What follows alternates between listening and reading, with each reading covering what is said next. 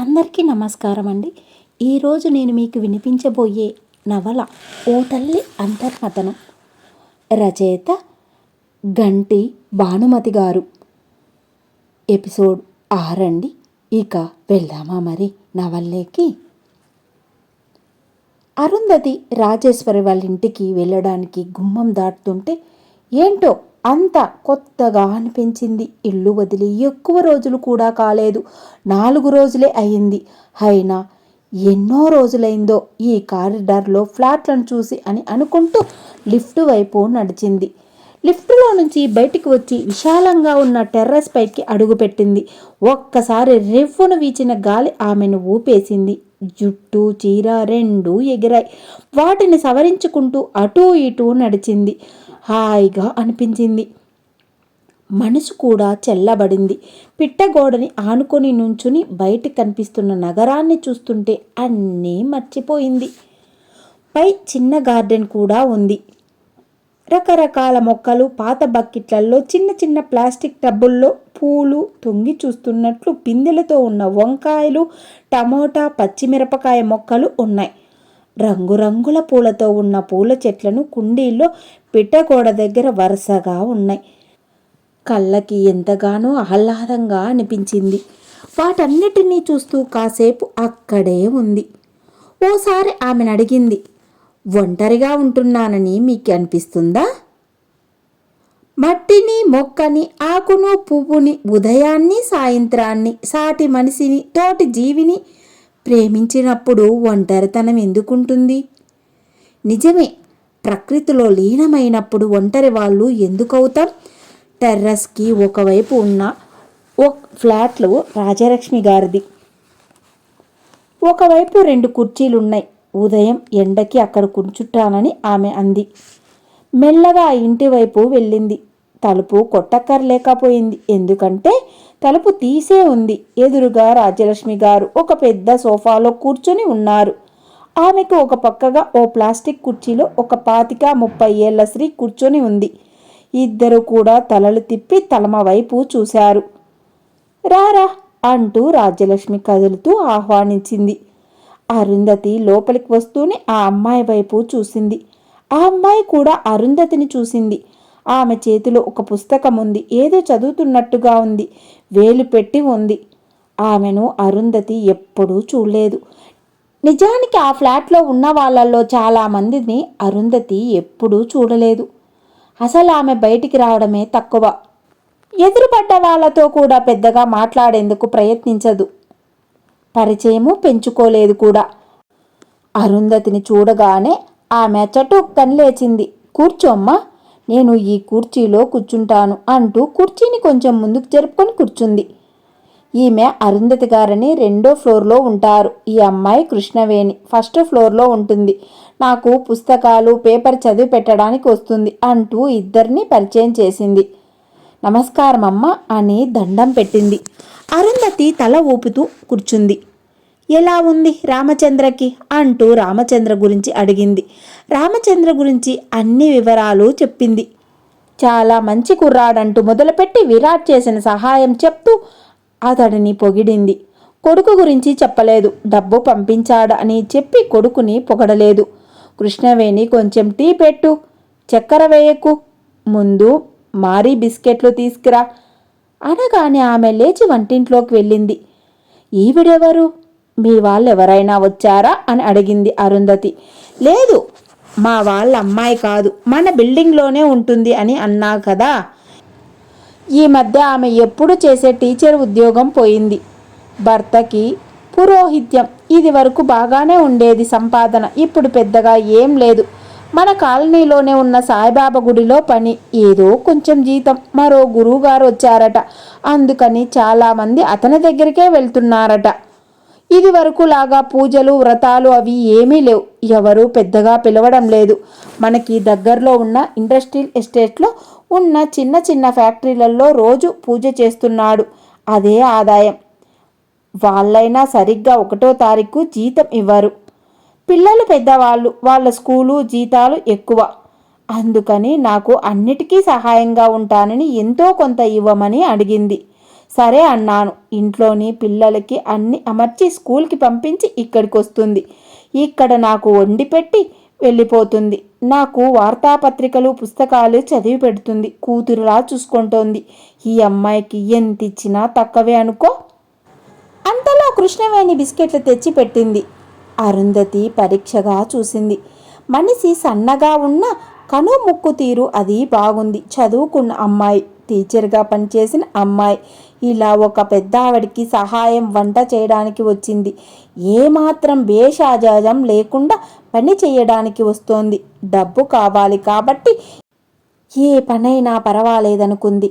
కష్టపడ్డం తెలుసు, టీచర్ కాబట్టి సమయం విలువ తెలుసు. అందుకే అటు ఇల్లు ఇటు పిల్లల్ని చూసుకుంటూ ఇక్కడ ఈవిడ దగ్గర చేయగలుగుతోంది. ఎంతమంది పిల్లలో? 2 ఉండి ఉంటారు. చిన్నపిల్లలే కాబట్టి వాళ్ళు కూడా చిన్నపిల్లలే అయి ఉంటారు. 2-3 క్లాసుల్లో ఉండి ఉంటారు. వాళ్ళ చదువులకి పుస్తకాలకి ఫీజుకి తను కూడా ఈసారి నుంచి బిందు పేరున సహాయం చేయొచ్చు. పిల్లలు ఏం చదువుతున్నారో అడగాలి. అంతలో ట్రేలో టీ కప్పు తెచ్చి ఇద్దరికీ చేతికిచ్చింది. లోపల గిన్నెలో టీ ఇంకా ఉందా? ఉంటే నువ్వు కూడా తెచ్చుకో, లేకపోతే మా కప్పుల్లో నుంచి కాస్త తీసుకో. ఏం పర్వాలేదు, మా అమ్మాయి లాంటి దానివే అని రాజ్యలక్ష్మి అంది. లోపలికెళ్ళి మరో కప్పులో తెచ్చుకొని గోడకు చేరబడే కింద కూర్చుంది. అదేం కింద కూర్చున్నావు? పైన కూర్చో, ఖాళీ కుర్చీ ఉంది కదా. లేదమ్మా, నాకు కింద హాయిగా ఉంటుంది. మా ఇంట్లో కూడా అన్ని పనులు కింద కూర్చునే చేసుకుంటాను అంది నవ్వుతూ. నీకెంతమంది పిల్లలు కృష్ణవేణి? అరుంధతి అడిగింది. 2 అంది అరుంధతిని చూస్తూ. ఏం చదువుతున్నారు? పెద్దవాడు 10వ క్లాస్, తర్వాత వాడు 7వ క్లాస్. ఆశ్చర్యంగా చూసింది. నీకంత పెద్ద పిల్లలున్నారా? నిన్ను చూస్తే అలా అనిపించడం లేదే. అనిపించదండి, ఎందుకంటే వాళ్ళు నా పిల్లలు కారు కాబట్టి. నేను అతనికి 2వ భార్యని.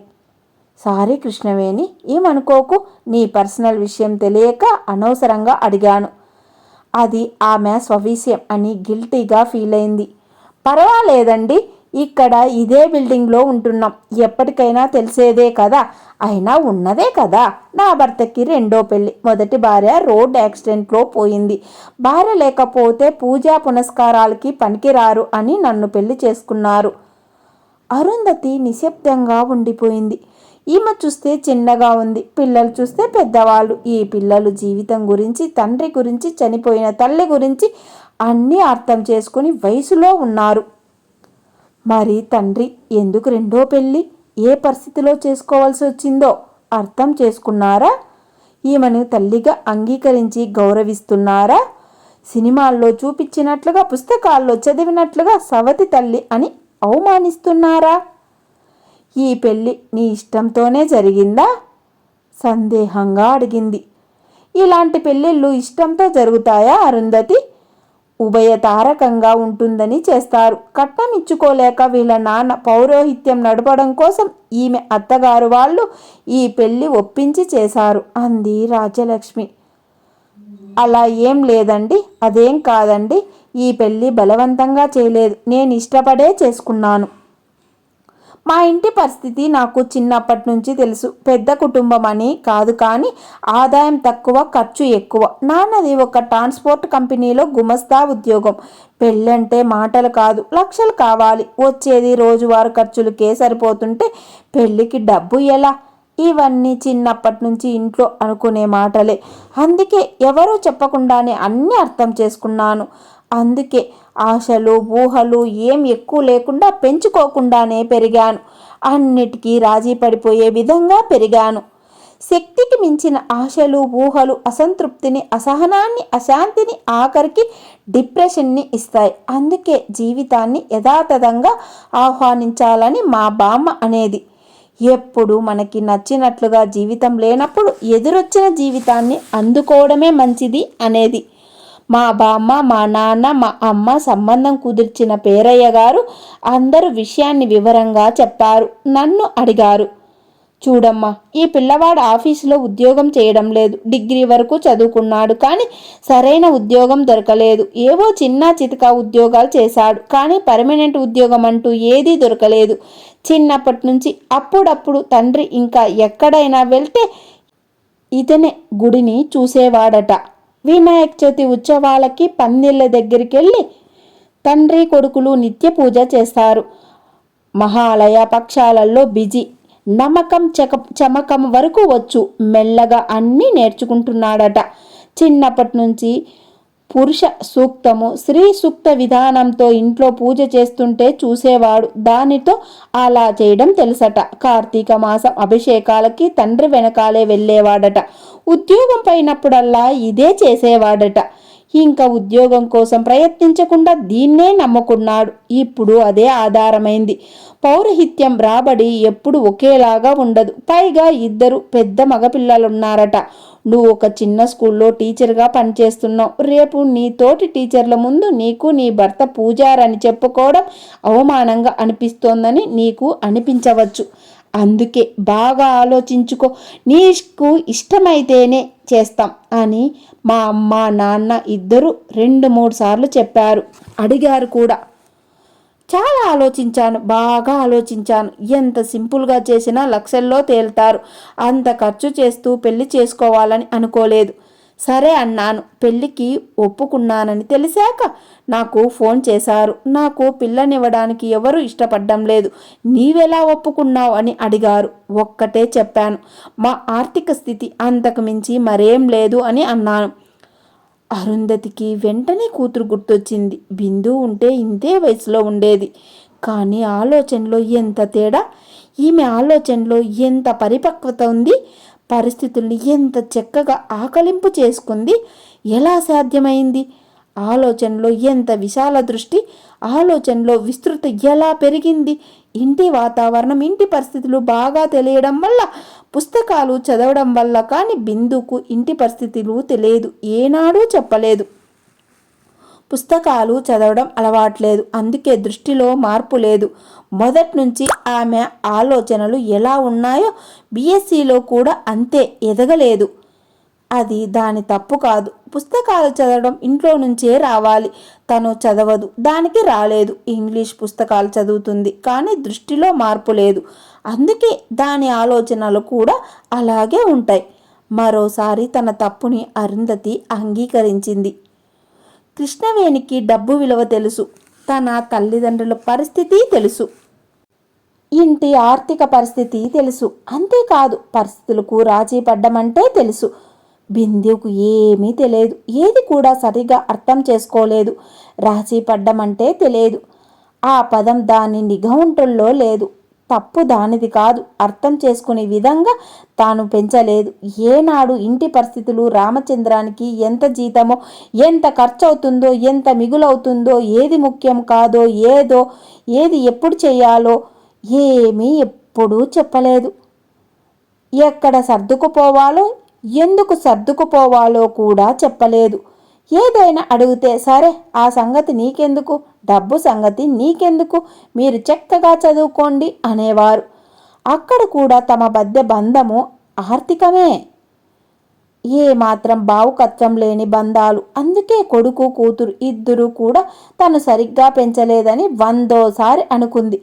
పిల్లల ప్రవర్తనకి తల్లిదండ్రులు కారణం. రాజ్యలక్ష్మి మాటతో ఆలోచన ప్రభావం నుంచి బయటికి వచ్చింది. మీ అత్తగారికి ఎలా ఉంది? ఆసుపత్రి తీసుకెళ్లాలని అన్నావు, తీసుకెళ్ళావా మరి?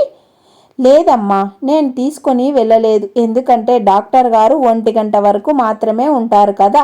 ఈ లోపల నాకు వెళ్ళడానికి కుదరదు. ఇప్పుడు సెలవులు లేవు కదా, పిల్లలు ఇంట్లోనే ఉన్నారు. నాకు కుదరదని, పని ఉందని చెప్పి పెద్ద బాబుని వెళ్ళమన్నాను. వాడు తీసుకెళ్ళాడు. పెళ్లితో వచ్చిన బాధ్యతని చేస్తోంది. ఆ కుటుంబంలోని వారందరినీ తన వాళ్ళు అనుకుంది. వాళ్ళ కోసం ఎంత శ్రమ పడుతోందో. ఈ కృష్ణవేణి మామగారికి 2 ఏళ్ల క్రితం పక్షపాతం వచ్చి తగ్గింది. ఇది వరకులా ఉండటం కష్టం. వాకర్తో నడుస్తారు. మనిషి సహాయం రాత్రి పగలు ఒక మనిషి ఉండాల్సిందే. అత్తగారు అతని సేవలో ఉంటే మిగిలిన పనులన్నీ ఇదిగో ఇదే అన్నీ చేస్తోంది.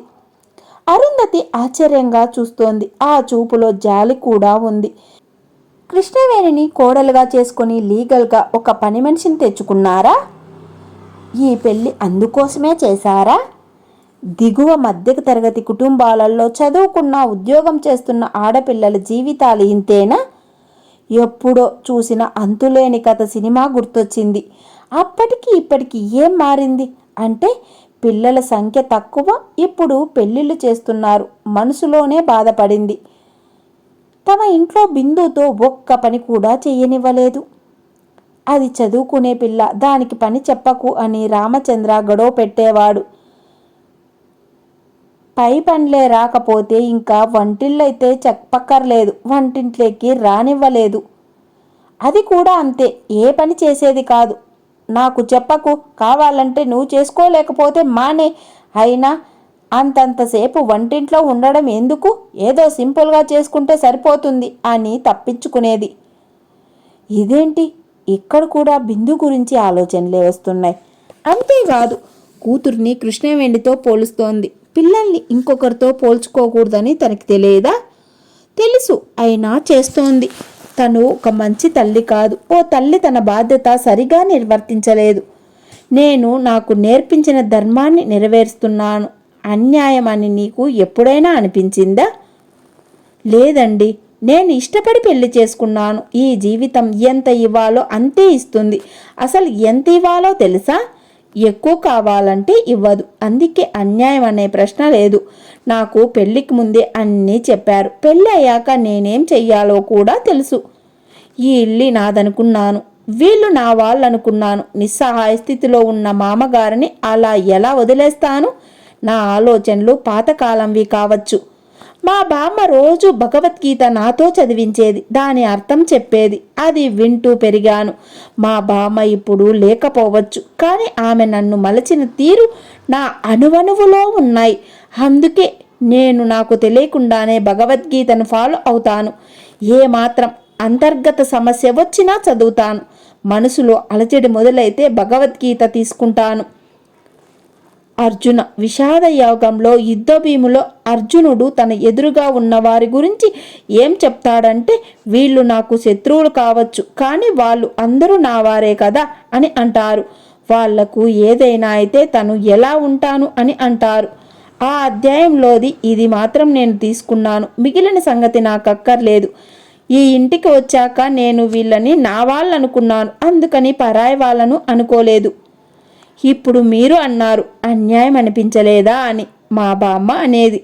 న్యాయ అన్యాయాల మధ్య అంతా భారతం నడుస్తోంది. ధర్మాధర్మాల మధ్య అంతా రామాయణం నడుస్తోంది.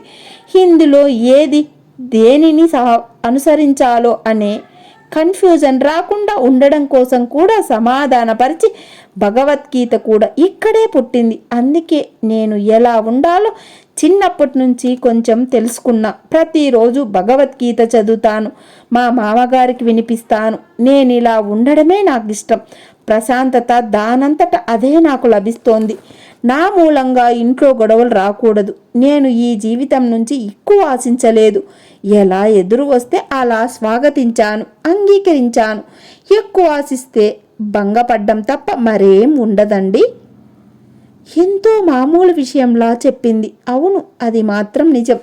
ఎక్కువ ఆశించకూడదు. ఆశించిన బిందు జీవితం ఏమైంది? ఇప్పుడు తనైన జీవితాన్ని యథావిధిగా అంగీకరిస్తోందా? లేదు అన్నట్లుగా సాగలేదని గతాన్ని పట్టుకొని వేలాడుతోందా? కొడుకు గురించి కోడల దగ్గర నుంచి ఎక్కువ ఆశించింది. ఏం జరుగుతోంది? అసహనం, అసంతృప్తి. దీని మూలంగా తన ప్రశాంతతని కూడా పోగొట్టుకుంటోంది. 70 ఏళ్ల భారతి గారు ఆలోచన విధానం, 25-30 ఏళ్లున్న కృష్ణవేణి మాటలు ఒకేలాగా అనిపిస్తున్నాయి. ఇద్దరివి కూడా తమ స్వంత అనుభవాల నుంచి వచ్చిన సారమే అన్నారు. వీళ్ళిద్దరిని చూశాక అనిపిస్తోంది, తనకి ఆత్మజ్ఞానం లేదు, తనకేం తెలియదని, నేర్చుకోవాల్సింది చాలా ఉందని. ఏదో చదువుకోవడం అయితే చదువుకుంది, కానీ జీవితానికి కావాల్సినది చదువుకోలేదు అని అనుకుంది. ఇంతకీ డాక్టర్ గారు ఏమన్నారు? ఆవిడకి కళ్ళకి కాంట్రాక్ట్ అయితే ఇంకాస్త ముదిరితేనే ఆపరేషన్ చేస్తానన్నారు. కళ్ళి పరీక్ష చేశారు, పవర్ పెరిగిందట. ప్రస్తుతానికి అద్దాలు వాడమని అన్నారు. ఆ క్లినిక్ పక్కనే కళ్ళజోళ్ల షాప్, జోడికి అక్కడ ఆర్డర్ ఇచ్చి వచ్చారు. 2 రోజుల్లో ఇస్తారు. ఎంత జోడు అని రాజ్యలక్ష్మి అడిగారు. 700 అని గుర్తు. అది నేనిస్తాను, వెళ్ళేటప్పుడు పట్టుకెళ్ళమ్మా. పర్వాలేదమ్మా, అవసరం అని నా జీతం ముందే తీసుకున్నాను కదా, ఇప్పుడు ఇందొకట వద్దులేండి. అయినా ఇప్పటికీ మా దగ్గరుంది. మొన్న కార్తీక మాసం సంభావనలు పప్పు బియ్యాల రూపంలో స్వయం పాకాలు అవి బాగానే వచ్చాయి. ఓ 2 నెలలకి ఇబ్బంది ఏం లేదు. ఆ సంగతి అలా ఉంచు, ఇంకా మాట్లాడకు, తీసుకెళ్ళు. కృష్ణవేణి తల ఊపింది. అరుంధతి టైం చూసింది. 5 అయింది. అమ్మో, అప్పుడే వచ్చి గంట అయిందా, ఇంక నేను వెళ్ళాలి అనుకుంటూ లేచింది. కృష్ణవేణి, మేము కూడా ఇదే బిల్డింగ్లో 2వ ఫ్లోర్లో ఉంటున్నాం. ఇంతకుముందు నిన్ను ఎప్పుడు చూడలేదు. ఈరోజే మొదటిసారి చూస్తున్నాను. మొదటిసారి నీ మాటలు విన్నాను. నీకున్న జ్ఞానం నాకు లేదు, కానీ నీ మాటల్లో ఏదో శక్తి ఉందమ్మా. ఏదో ఓ స్వామివారులాగా దగ్గర కూర్చున్నట్లు అనిపించింది. నాకన్నా చిన్నదానమైనా నీకు చేతులెత్తి నమస్కారం చేస్తున్నాను. కొంచెం మార్పు కోసం వచ్చాను, అది లభించింది. నా మనసు కాస్త డైవర్ట్ అయింది. ఎంతో రిలీఫ్గా అనిపిస్తుంది. ఎప్పుడైనా నీ దగ్గర కూర్చుంటాను, నీకు అభ్యంతరం ఉండదు కదా? నీ పనికి అడ్డుండను కదా? కృష్ణవేణి వింతగా చూసింది. నేను మామూలు అమ్మాయినండి, చిన్నదాన్ని. మీరంతగా నన్ను పొగడకండి. నా మాటలకు అదేం ఉండదండి. అది నా జీవితంలో నుంచి వచ్చినవి, మామూలువే. అందులో మీకు గొప్పతనం కనబడుతుందండి. అది మీ మంచితనం అండి అని అంది కృష్ణవేణి. రోజు ఈ టైంకే వస్తుంది. రాగానే నాకు పేపరు ఏదైనా పుస్తకం చదివి పెడుతుంది. తర్వాత చపాతీలు కూర చేసి వెళ్తుంది. సరిగ్గా 5:30కి వెళ్తుంది. ఫస్ట్ ఫ్లోర్లో ఉండే అనంతకృష్ణ గారికి తను ఇంట్లో వండినది క్యారియర్ పంపిస్తుంది. అనంతకృష్ణ, ఆయన భార్య ఇద్దరు ఒక విధంగా పేషెంట్లు. ఇద్దరు బాగా పెద్దవాళ్ళు. పిల్లలు వేరే దేశంలో ఉంటారు. చేసుకోలేకపోతుంటే కృష్ణవేణి అడిగారు. 2 పూటలా క్యారియర్ పంపుతుంది. అందుకని నీకు రావాలనుకుంటే 4 తర్వాత వస్తే ఆమెకి ఇబ్బంది ఉండదు. ఇంతటితో ఈ ఎపిసోడ్ ముగిద్దామండి. మిగిలింది నెక్స్ట్ ఎపిసోడ్లో విందాం. ఇంతవరకు నేను చదివిన నవలలో తప్పులు ఏమైనా దొర్లింటే పెద్ద మనసుతో మన్నించాలని కోరుకుంటూ సెలవు తీసుకుంటున్నానండి. అన్నట్టు మాటండోయ్. ఈ నవల కానీ మీకు నచ్చినట్లయితే లైక్ చేసి, షేర్ చేసి, సబ్స్క్రైబ్ చేయండి.